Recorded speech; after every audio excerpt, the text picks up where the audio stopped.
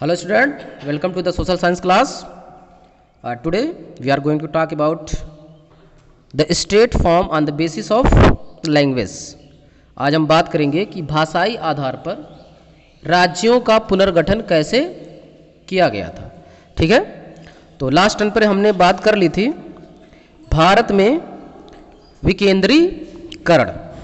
विकेंद्रीकरण में हमने बताया था कि संघ और राज्यों से शक्तियां जब जो है बांट दी जाती हैं, क्या की जाती हैं? बांट दी जाती हैं। कहाँ बांट दी जाती हैं? स्थानीय स्तर पर, तो उसे हम लोग क्या बोलते हैं?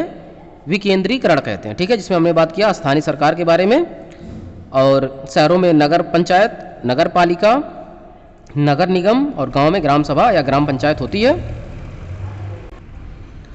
और पंचायती राज व्यवस्था, जिला परिषद, नगर पालिका, नगर निगम के बारे में हमने बात कर ली थी।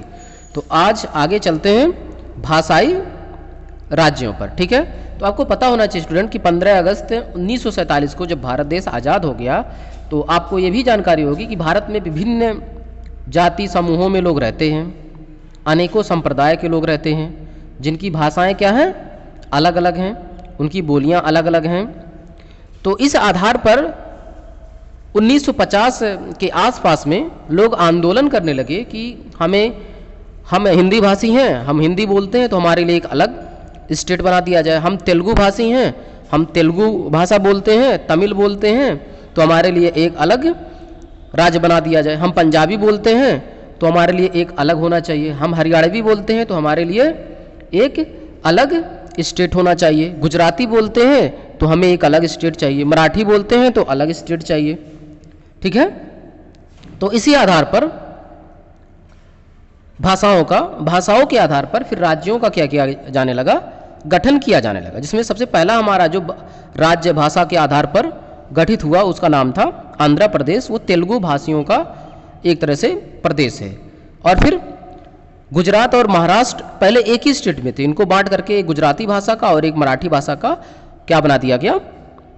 दो स्टेट बना दिए गए। इस तरह से बहुत सारे भाषाई आधार पर राज्य भारत में बने हुए हैं। जैसे मान लीजिए कि आप पंजाब और हरियाणा को जानते ही होंगे। हरियाणा में हरियाणवी हिंदी बोली जाती है और पंजाब में क्या बोली जाती है? पंजाबी बोली जाती है। तो अलग अलग भाषाओं के आधार पर अगर राज्यों का पुनर्गठन किया जाता है, राज्य बना दिए जाते हैं, तो उसे हम लोग भाषाई आधार पर राज्य बोलते हैं। तो आइए थोड़ा सा देखते हैं भाषाई राज्य। भाषाई आधार पर बने राज्यों को भाषाई राज्य कहा जाता है। इसमें कोशिश यह की जाती है कि एक भाषा बोलने वाले लोग एक ही राज्य में अधिक समाहित हो सके, मतलब एक ही स्टेट में अधिक से अधिक एक ही प्रकार की भाषा बोले जाने वाले लोग क्या करें? उसमें आ जाएं। ठीक है, अब पूरे भारत की बात करें तो हिंदी भाषा लगभग 40% बोली जाती है और 60% क्या बोली जाती है? तो 60% आपकी 60% जो भाषाएं हैं वो अलग अलग बोली जाती हैं। तमिल हो गया, तेलुगु हो गया, मराठी हो गया, गुजराती हो गया, ये सब भाषाएं बोली जाती हैं। ठीक है, समझ में आ रहा होगा कि भाषाई आधार पर राज्य कैसे फिर बनते हैं। तो आइए देखते हैं फिर हमारे जो संविधान है, आपको पता होना चाहिए, मैंने बार बार ये बात बताई है, फिर एक बार बता रहा हूँ कि संविधान में 22 भाग 395 अनुच्छेद और 12 अनुसूचियां हैं। इसको दिमाग में रख लीजिए। प्रेजेंट टाइम में भारत में 28 राज्य और 8 केंद्र शासित प्रदेश हैं, ये भी आपको याद रखना चाहिए। ठीक है, तो 12 जो टोटल कुल अनुसूची हैं, उसमें जो 7वीं अनुसूची है स्टूडेंट, उसमें क्या होता है? 7वीं अनुसूची में कुछ शक्तियों का क्या किया गया? बंटवारा किया गया है। 7वीं अनुसूची में संघ एवं राज्यों के बीच शक्ति का क्या है? बंटवारा शामिल है।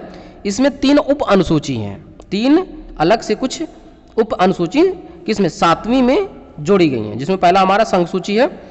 इसमें केवल संघ नियम कानून बना सकता है, यानी जो सेंट्रल गवर्नमेंट है वही नियम कानून बनाती है। ठीक है, फिर आ जाएं राज्य सूची। राज्य सूची के विषयों पर क्या होता है कि राज्य कानून बनाते हैं। अब फिर आता है समवर्ती सूची। तो समवर्ती सूची एक ऐसी सूची है जिसमें संघ और राज्य दोनों कानून बना सकते हैं, लेकिन विवाद की स्थिति में हमेशा जो संघ होता है उसके कानून माने जाते हैं। ठीक है, संघ और राज्य दोनों कानून बना सकते हैं, परंतु नियम समान होने पर या विवाद की स्थिति में संघ नियम लागू किया जाता है। ठीक है, जैसे इसमें शिक्षा, विवाह, वन, मजदूर, ये सारी चीज़ें आ जाती हैं। आई थिंक समझ में आ रहा होगा।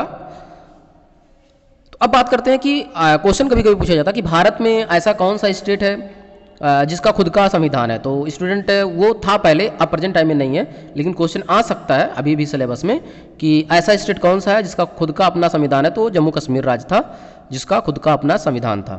ठीक है, वहाँ जो मुख्यमंत्री होते थे वो 6 साल के लिए होते थे।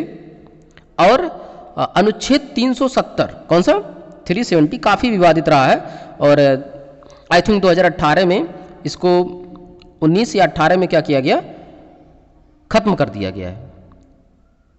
समझ में आ रहा होगा कि 370 के अधीन, मैंने बताया कि संविधान में 395 अनुच्छेद है, तो 370 के अकॉर्डिंग इसको जो है जम्मू कश्मीर राज्य को संरक्षण प्राप्त था और उसका अपना खुद का संविधान था और उसके मुख्यमंत्री का कार्यकाल 6 साल होता है। ठीक है, अभी भी भारत में पूर्वोत्तर के जो राज्य हैं वहाँ पर आपके अनुच्छेद 371 के अकॉर्डिंग जो है कुछ संरक्षण प्राप्त राज्य हैं, जैसे मान लीजिए कि अरुणाचल प्रदेश हो गया, सिक्किम हो गया, जिसको हम लोग 7 सिस्टर बोलते हैं वहाँ पर। ठीक है, तो ये रही बात कुछ आपकी आज की क्लास में। अब नेक्स्ट क्लास में हम फिर नया चैप्टर लोकतंत्र शुरू करेंगे। आई थिंक ये चैप्टर लगभग अब कंप्लीट हो चुका है। ठीक है, थैंक यू।